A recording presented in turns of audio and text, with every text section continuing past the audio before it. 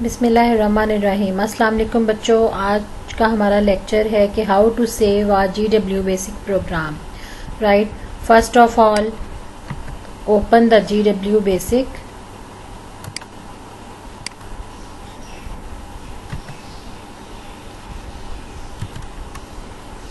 This one, right, screen को बड़ा कर लेते हैं and we are in the direct mode of GW basic. Whenever you open the GW basic, you always be in the direct mode. If you want to write a program in GW basic, then you have to go into indirect mode, right? So first of all, I'm going towards the indirect mode by using auto command. Understand? Auto and then enter, and now I am in the indirect mode. Understand? कैसे पता चला? ये line number 10 आ गई हमारी। Auto लिख के हमने जैसे ही एंटर किया, ऑटो कमांड हमारी एग्जीक्यूट हुई और लाइन नंबर 10 आ गया। राइट, अब हम यहाँ से प्रोग्राम लिखना जो है वो स्टार्ट करते हैं। सिंपल सा छोटा सा प्रोग्राम बनाती हूँ जिसमें सिर्फ आपको ये बताऊंगी कि इसको सेव कैसे करते हैं। हेलो वर्ड, राइट, एक हमने ये प्रिंट कमांड दी, एंटर किया, सेकंड लाइन आ गई, print this program will show how to save a program. ठीक है जी। अच्छा, इसमें मैं आपको एक और चीज बताऊं कि हम एक ही मैसेज को दो डिफरेंट लाइंस में कैसे लिख सकते हैं। ये this program will show how to save a program. अब सेकेंड लाइन में मैं लिखूंगी प्रिंट इन GW बेसिक। ठीक है जी।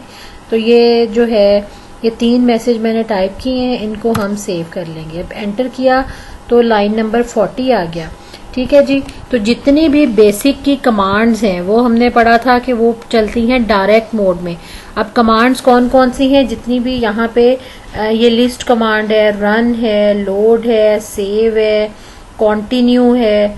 ठीक है जी। LPT1, ट्रॉन, ट्रॉफ, की, स्क्रीन, यानी F फंक्शन कीज की जितनी भी ये कमांड्स हैं ये सारी डायरेक्ट मोड में चलेंगी।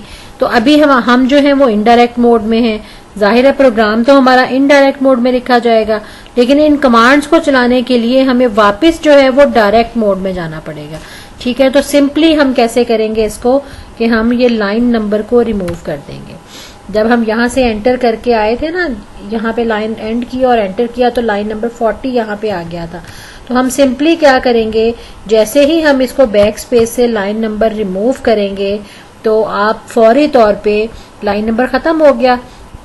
ठीक है जी। लाइन नंबर जैसे ही खत्म हुआ तो फौरी तौर पे आपका जो मोड है वो चेंज हो जाएगा। ठीक, क्योंकि जब विदाउट लाइन नंबर आपका जो GW बेसिक का कंपाइलर है वो उसको ऑटोमेटिकली कंसीडर करता है कि you are in the direct mode.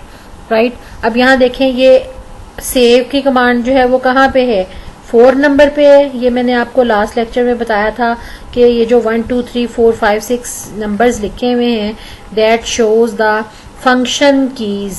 Right, जो आपकी फंक्शन कीज कीबोर्ड के ऊपर हैं, यानी 1 से बनता है F1, 2 से F2, 3 से F3, 4 से F4। अब ये सेव जो है वो 4 नंबर पे है। इट मीन्स कि F4 key will use to save the program. F4 key मैं प्रेस करती हूँ अभी, जैसे ही प्रेस करूंगी तो सेव ऑटोमेटिकली वहां लिखा हुआ आ जाएगा, दिस वन। ठीक है जी। सेव लिखा हुआ आ गया, डबल कोट स्टार्ट हो गए। अब यहाँ जब डबल कोट स्टार्ट हो जाएंगे तो हम यहाँ लिखेंगे फाइल का नाम। फाइल का नाम हम रख लेते हैं फर्स्ट। राइट, फर्स्ट,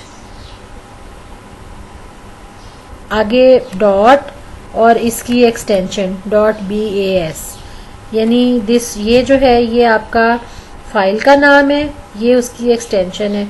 राइट, तो उसके बाद जो है डबल कोट्स को क्लोज कर देना। F4 प्रेस किया तो ये सेव आ गया और ये वाले डबल कोट स्टार्ट आ गए। उसके बाद जो है ये हमने फाइल का नाम लिखा .bas और डबल कोट जो है वो कीबोर्ड से हमने क्लोज कर दिए, ठीक है जी, by writing the double quotes. अब हम एंटर करेंगे तो आप देखेंगे कि साथ ही आपको ओके का मैसेज आ जाएगा, राइट। इट मीन्स ये आपको शो कर देगा ना, कंफर्म कर देगा कि आप जो है इस टाइम डायरेक्ट मोड में हैं। डायरेक्ट मोड में हम कैसे आए थे, रिपीट कर देती हूँ कि पहले जब हमने GW बेसिक खोली तो हम डायरेक्ट मोड में थे क्योंकि ओके का मैसेज था हमारे पास। और जब भी हम GW बेसिक को ओपन करते हैं पहले डायरेक्ट मोड ही ओपन होता है। अगर हमने प्रोग्राम राइट करना है तो हमने इनडायरेक्ट मोड में जाना पड़ता है हमें। वो हम कैसे जाते हैं, हमने ये कमांड यूज की, ऑटो कमांड। ऑटो लिख के हमने एंटर किया तो हमारे पास लाइन नंबर 10 आ गई। हमने प्रोग्राम लिखना स्टार्ट कर दिया। ये 3 लाइंस हमने प्रोग्राम की लिखी। यहाँ आके हमने जब एंटर किया तो लाइन नंबर 40 यहाँ आ गया था।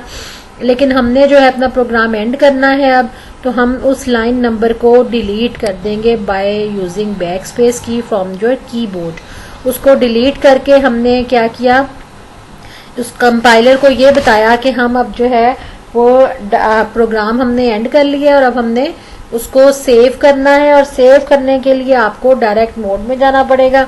इसलिए जो है आपने वो लाइन नंबर 40 जो था वो आपने बैक स्पेस से रिमूव कर दिया। और यहाँ से आपने देखा कि सेव के लिए कमांड है F4 यानी फंक्शन की 4 नंबर F4 की, वो हमने प्रेस किया तो ऑटोमेटिकली ये आ गया। अगर आपको, मैंने लास्ट लेक्चर में ये बात बताई थी कि अगर आपकी फंक्शन कीज में कोई प्रॉब्लम है, कीबोर्ड में फंक्शन कीज क्योंकि बहुत कम यूज होती हैं तो वो जैम हो जाती हैं, तो आप अगर वो नहीं काम कर रही F4 की या F3 या F2 या कोई भी की फंक्शन कीज, तो आप खुद से उसको सेव लिख भी सकते हैं कीबोर्ड से। यानी आपने F4 प्रेस किया और सेव नहीं लिखा गया, इसका मतलब है कि आपकी फंक्शन की जो है वो काम नहीं कर रही। तो आपने क्या करना है, कीबोर्ड से खुद से SAVE सेव लिख के और डबल कोट स्टार्ट कर लेने हैं, ठीक है जी।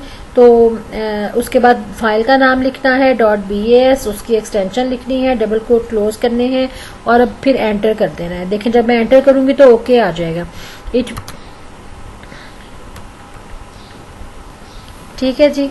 ओके क्यों नहीं आया, इसलिए कि उसको अभी कंपाइलर, हमने इस प्रोग्राम को रन नहीं किया, ठीक है। जब हम रन करेंगे तो फिर कंपाइलर को पता चलेगा कि आपने मोड चेंज किया था। अभी जो है उसने क्या किया, सेव फर्स्ट .bas किया।